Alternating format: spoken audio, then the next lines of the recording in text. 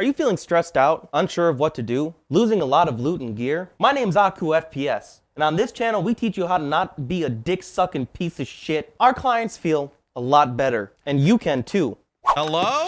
Friendly man? Yeah. Oh shit. Hey man, are you Landmark? Yeah.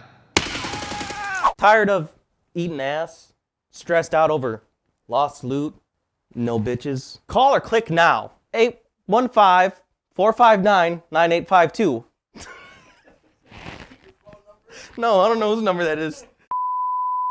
Listen, I know I've talked about this a lot on my channel and in previous videos, but it really is that important. When you're still in the newer phase of playing EFT, the game can really be quite intimidating, especially when it comes to getting into fights. The way I found to get over this fear is just to play. Whether you're solo or with a group, you can't be so hesitant on engaging into fights. Load into a raid and start heading towards the shot. Get active, be involved. If you're constantly being afraid, you're almost always going to end up playing into the enemy's hands. It's 100% a better idea to try and force the enemy into your playstyle or hands versus you just running and getting shot in the back. Now, I'm not saying just run it down every time, but there is a safe median between tactically moving with aggression and just being gun-ho and running into 3 to 5 PMCs. If you're working in a team setting, make sure you're being clean and concise with your comms. Don't go overboard on what's going on. Simply say what you see and what you hear, as well as what you don't see or don't hear. For example, if I see an enemy run from Stronghold towards Mechanic, then I no longer have sight of them, my comms would be as follows. Front left, running towards Mechanic. Last seen in front of Mechanic. Just overall being clear on what you're going to do and what you are doing will help tons when it comes to fighting. Okay, next up. I know this may seem like a bit of a given, but you wouldn't believe the amount of people who actually don't have any plan when it comes to engaging in a fight. You never want to find yourself in a situation where you're out of options or any way out. You always need an out. Whether that be for rotating or repositioning, and even a safe place to med up and plan your next move, you need to understand that there is a time to be reactive and a time to be proactive. You always want to try and think about where your enemy is going to be and what they are most likely going to do, while simultaneously planning what you're going to do and how you're going to do it. You never want to be stuck or caught in a situation where you have no way out or no plan B or even C. You always want to be as many steps ahead of your enemy as possible. It's generally a good idea to try and do this as much as possible, especially in the beginning. I know it may seem like a lot, but to think about your favorite streamer or player, it may seem like it's easy for them, but when you're starting at anything, it's going to seem a lot more difficult than it actually is. So with due time and practice, you too can become really good at doing this. So I know aim is one of the first things people look into when it comes to improving at any FPS game, not just Tarkov. While there are tons of programs that will help you increase the accuracy and overall improve your aim, while this is great, it shouldn't exactly be your main focus. Spending hours and hours on aim training can actually cause more damage than help. With that being said, I truly think about 30 minutes of aim training with a mix of whatever preferred program you use, whether it be Aim Labs or Kovacs, is fine. But you want to make sure you're spending majority of your time in-game. But we'll talk more about that in the next topic. For now, if you do want to aim train, I recommend doing a good amount of tracking exercises, as Tarkov seems to be more of a tracking game than it is a flicking game. Also, I know this is going to sound strange. If you've never played any tactical shooter, and this may be my extensive tac shooter background talking, but I can't stress enough how important crosshair placement truly is. So what is crosshair placement? Well, it's just where you place your crosshair in anticipation of where the enemy's head is going to be when either you or they round a corner or pass an angle.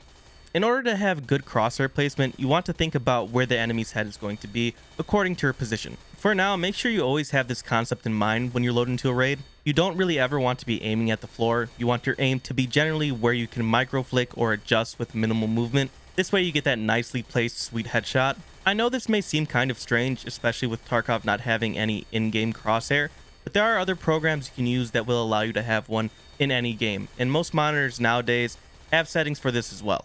But if you are truly against this, just make sure when you ADS, your sight would be used like a crosshair in similar fashion. Game sense. This is probably the single most greatest skill you want to try and constantly improve on. Having good game sense kind of beats out the rest of these tips. And I know you're probably confused by this and saying something along the lines like, "Oh, Aku, but my aim need to be good. Good aim make good player." Well, I see what you're saying, but no. While aim may be a small portion in all FPS games, game sense will beat out aim in almost every instance. You see, while an individual may have some cracked aim, it doesn't guarantee their victory. If they're lacking in game sense, think of a good aimer getting backed into a corner because they lack map knowledge or how to rotate. A well-placed nade or some audio baiting, they lose. While aim may be the flashy aspect and maybe the simplest thing you can improve on, it will never be your most important or valuable asset. So how do you build your game sense?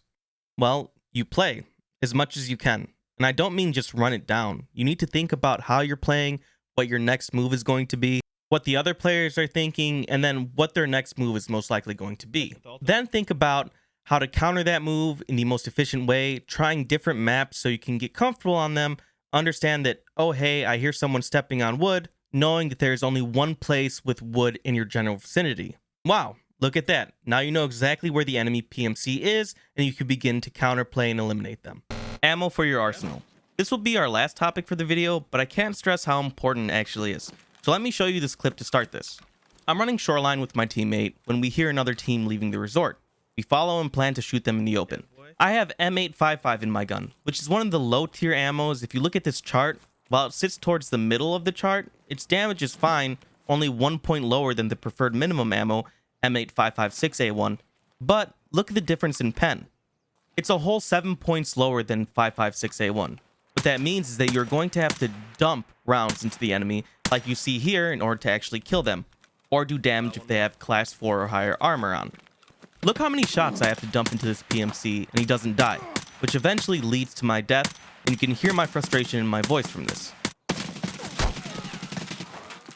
Man, that ammo is so fucking bad. I have 5.5, dude. It's so fucking bad, dude. Literally, so...